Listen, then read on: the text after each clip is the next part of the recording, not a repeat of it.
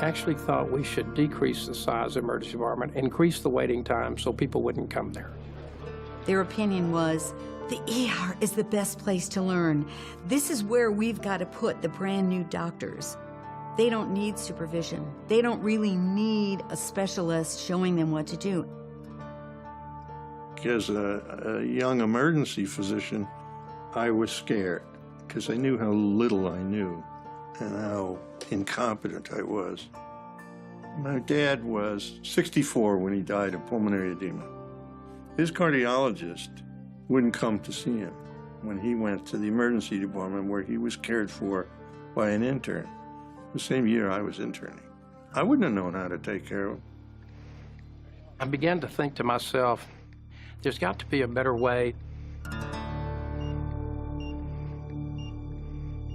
What's the prototypical perfect ER doc? I've thought about that a lot. Somebody who enjoys a lot of stress and never knowing what's going to happen the next second. You cannot anticipate what's going to walk through the door, be dragged through the door, roll through the door, etc., and you have to be prepared for everything. They've got to be smart. They have to enjoy adrenaline. Adrenaline junkies. Do you occasionally hit people? Yeah. Do they sometimes hit you? Yes, they do. Do you have to strap people down? Yep. We act in an environment that is fast-paced and information poor. How much time do you think we spend with a patient talking to him in the ER? 2 to 3 minutes, max. If we were kids today, we'd all be diagnosed with ADHD.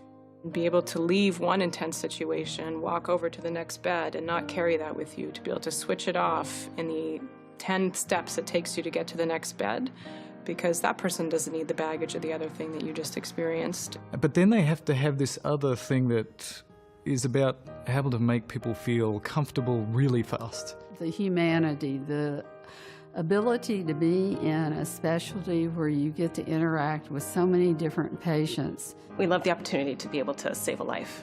That's the most fulfilling thing that we do as doctors, and that's something we have the privilege of doing more regularly in emergency medicine. We probably also drink too much and party too hard and do lots of bad things. And somebody who can cry. If you can't cry, if I stop crying with relatives of the deceased, I'm going to quit. Maybe not every day you get a chance to save a life. Sorry. It's actually my alarm telling me I'm going on shifts in a half hour.